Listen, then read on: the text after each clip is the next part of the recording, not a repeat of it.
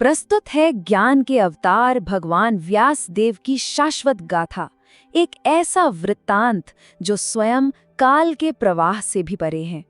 नैमिषारण्य के उस पवित्र वन में जहाँ समय स्वयं ठहर कर ज्ञान श्रवण कर रहा था, सहसा एक महान सत्य की गूंज उठी।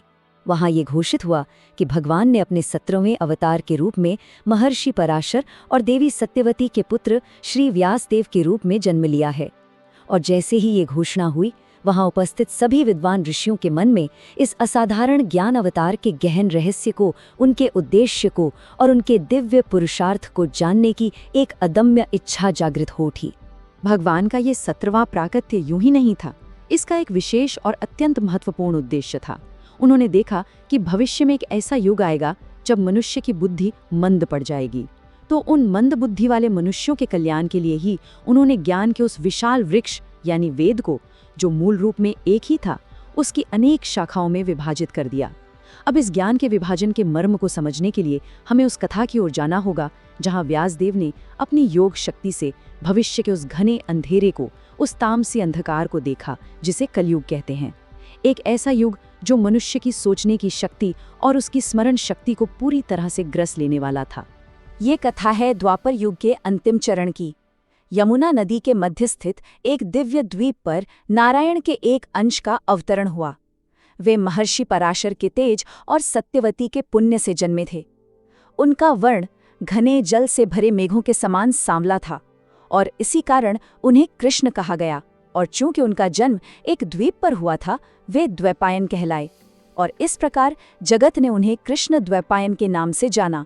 व्यासदेव का व्यक्तित्व, वो केवल एक देह नहीं थी, वो तो मानो शुद्ध सात्विक ऊर्जा और ज्ञान का एक जीवंत स्वरूप थे।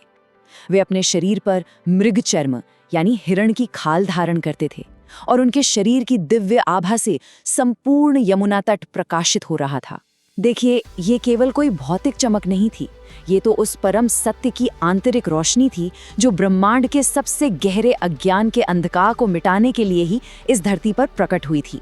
उनका स्वरूप सात्विक ऊर्जा का मूर्तिमान विग्रह था। उनकी आभा वैकुंठ की दिव्यता के समान थी। उनके मस्तक पर लगा चंदन का वो पवित्र तिलक, वो सात्विक ललाट चिन्ह, उस परम शांति और एकाग्रता का प्रतीक था जो वेदों के गूढ़ रहस्यों को समझने के लिए नितांत आवश्यक है। और उनका वो साधारण मृगचर्म का वस्त्र सांसारिक मोह से उनकी पूर्ण विरक्ति और आध्यात्मिक लक्ष्य के प्रति उनकी अटूट प्रतिबद्धता को दर्शाता था। जैसे जैसे समय का चक्र आगे बढ़ा, भगवान व्यासदेव ने अपनी योग शक्ति से भविष्य के गर्भ में झांका और उन्होंने स्पष्ट रूप से देखा कि कलयुग का अंधकारमय प्रभाव धीरे धीरे संपूर्ण ब्रह्मांड पर छा रहा है। एक ऐसा युग जो मानवता के आध्यात्मिक अस्तित्व की नींव को ही हिलाकर रख देगा। उन्होंने अपनी दिव्य दृष्टि से देखा कि कलयुग के प्रभाव से मनुष्यों की आयु बहुत कम हो जाएगी, उनकी स्मरण शक्ति लगभग समाप्त हो जाएगी और उनकी बुद्धि इतनी धुंधली पड़ जाएगी कि वे सत्य और असत्य में भेद नहीं कर पाएंगे। तब उन्होंने ये भी जान लिया कि ज्ञान के उस विशाल सागर को, उस एक अविभाजित वेद को भविष्य के इन कम बुद्धि वाले लोगों के लिए समझना और याद रखना असंभव होगा। ये भविष्य दर्शन केवल एक अवलोकन नहीं था, नहीं, ये कर्म के लिए एक दिव्य आह्वान था। ये उस महायुद्ध की तैयारी थी जो अज्ञान के विरुद्ध लड़ा जाना था। एक ऐसा युद्ध जहां शस्त्र नहीं बल्कि शब्द ब्रह्म अर्थात दिव्य ज्ञान ही सबसे बड़ा अस्त्र था। व्यासदेव का कार्य कोई पांडित्यपूर्ण अभ्यास नहीं बल्कि आने वाले अंधकार के विरुद्ध मानवता की रक्षा के लिए एक आवश्यक दैवीय हस्तक्षेप था। तो इस महान और पवित्र कार्य को करने के लिए उन्होंने सरस्वती नदी के तट पर स्थित शाम्यप्रास नामक एक अत्यंत पवित्र स्थान को चुना। वहां अपनी कुटिया में बैठकर उन्होंने उस महान ज्ञान यज्ञ का आरंभ किया। वह स्थान स्वयं ब्रह्मलोक के समान पवित्र और शांत था, जो ज्ञान के इस सबसे बड़े विभाजन के लिए सर्वथा उपयुक्त था। वहां बैठकर उन्होंने समझा कि धर्म के इस धुंधलाते मार्ग को पुनः प्रकाशित करने के लिए ज्ञान के इस विशाल वृक्ष वेद को विभाजित करना ही होगा। और तब उन्होंने उस एक महान वेद को 4 भागों में बांटा: ऋग्वेद, यजुर्वेद, सामवेद और अथर्ववेद। ये केवल एक वर्गीकरण नहीं था, यह आने वाली पीढ़ियों के लिए ज्ञान का एक सुरक्षा कवच बनाने की ईश्वरीय योजना थी। उन्होंने प्रत्येक वेद की जिम्मेदारी अपने सबसे योग्य शिष्यों को सौंपी। ऋग्वेद का ज्ञान उन्होंने पैल को दिया, यजुर्वेद का भार वैशंपायन को, सामवेद की दिव्यता जैमिनी को और अथर्ववेद का रहस्य सुमंतु को प्रदान किया। अपने इस ज्ञान यज्ञ को आगे बढ़ाते हुए भगवान व्यासदेव ने ये भी देखा कि समाज में ऐसे भी लोग होंगे, स्त्रियां, श्रमिक और अन्य, जिनकी वेदों की जटिल भाषा और कर्मकांडों तक पहुंच नहीं होगी। तो उनके कल्याण के लिए एक ऐसे शास्त्र की रचना आवश्यक थी जो सरल हो, सुलभ हो और जिसमें धर्म के सभी सिद्धांत कथाओं के माध्यम से समझाए गए हों। और इसीलिए उन्होंने महाभारत रूपी 5वें वेद की रचना की। इस महाग्रंथ की रचना करते समय उनकी तपस्या ही उनका कवच थी। उनके मस्तक पर सुशोभित वो सात्विक चंदन का तिलक करोड़ों सूर्यों के समान चमक रहा था, जब वे धर्म, अर्थ, काम और मोक्ष के गूढ़ रहस्यों को समस्त मानव जाति के लिए लिपिबद्ध कर रहे थे। किंतु एक विचित्र बात हुई। इतना सब कुछ करने के बाद भी, वेदों को विभाजित करने और महाभारत जैसे महाकाव्य की रचना करने के पश्चात भी, सरस्वती नदी के तट पर बैठे व्यासदेव के हृदय में एक गहरी अपूर्णता और असंतोष का भाव था। एक आंतरिक व्याकुलता उन्हें अशांत कर रही थी। उन्हें ये अनुभव हो रहा था कि उन्होंने धर्म और नीति के नियम तो बताए, किंतु भगवान की दिव्य लीलाओं का, उनके प्रेममय स्वरूप और उनकी शुद्ध भक्ति का गान उस प्रकार नहीं किया जिससे जीवों का परम कल्याण हो सके। व्यासदेव की यही आंतरिक व्याकुलता, यही असंतोष श्रीमद् भागवत के प्राकट्य का कारण बना। और ठीक उसी समय जब व्यासदेव इस गहरे असंतोष में डूबे थे, वहां देवर्षि नारद का आगमन हुआ। नारद मुनि का स्वरूप सात्विक आभा का महासागर था और उनकी उपस्थिति मात्र से ही वो पूरा वातावरण दिव्य प्रकाश से भर गया। देवर्षि नारद ने व्यासदेव के मन की पीड़ा को तुरंत समझ लिया और उन्हें परामर्श दिया।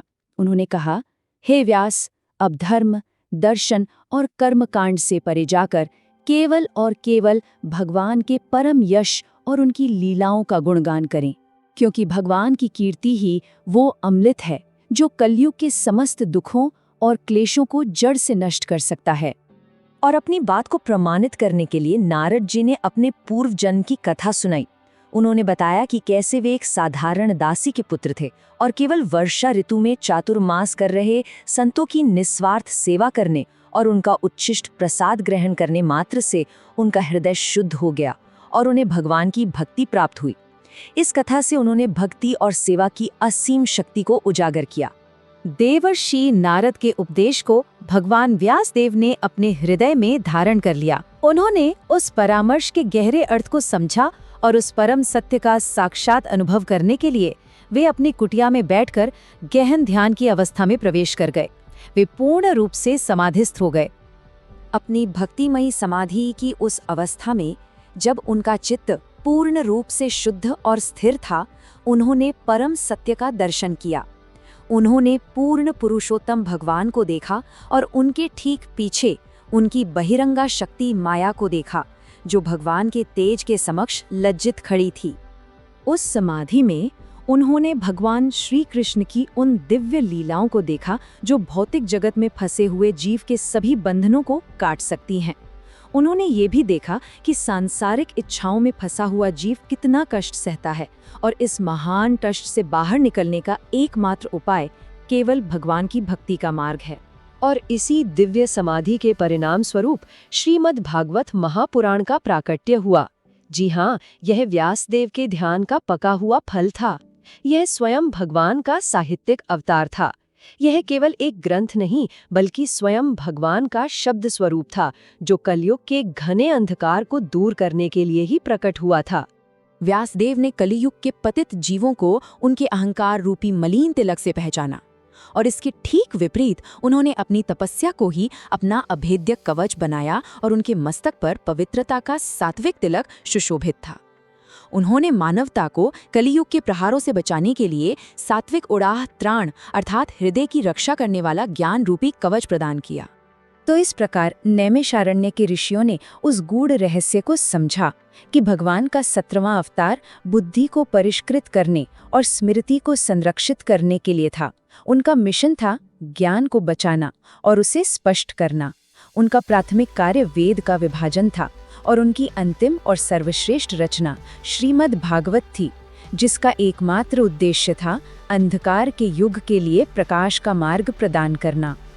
उन महान ऋषियों ने ये अनुभव किया कि कलयुग के अंधकार में जब सभी शास्त्र मौन हो जाएंगे, तब केवल व्यासदेव द्वारा रचित ये भागवत रूपी सूर्य ही सत्य का प्रकाश दिखाएगा।